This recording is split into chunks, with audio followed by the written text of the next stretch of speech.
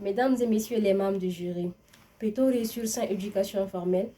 Eh bien, en Guinée, de nombreux exemples prouvent à suffisance qu'on peut bel et bien réussir sans éducation formelle.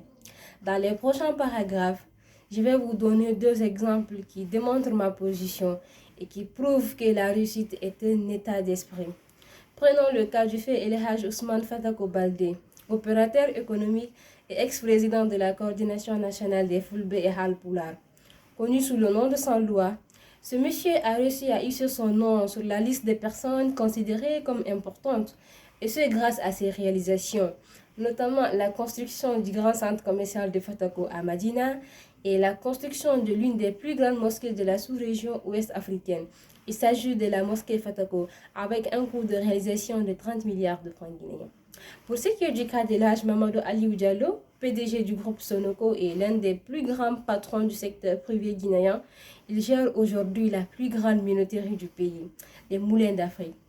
Ces messieurs, sans jamais avoir mis les pieds à l'école, sont aujourd'hui des personnes très connues du public guinéen, et ce grâce à leur détermination et à leur capacité à s'adapter et à apprendre en dehors du cadre académique.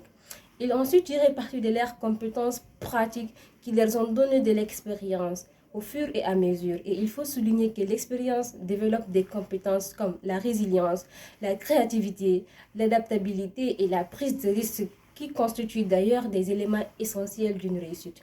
En conclusion, oui, on peut bel et bien réussir sans éducation formelle, car la réussite n'est pas réservée qu'à ceux qui suivent les règles, non, mais plutôt à ceux qui créent leur propre chemin.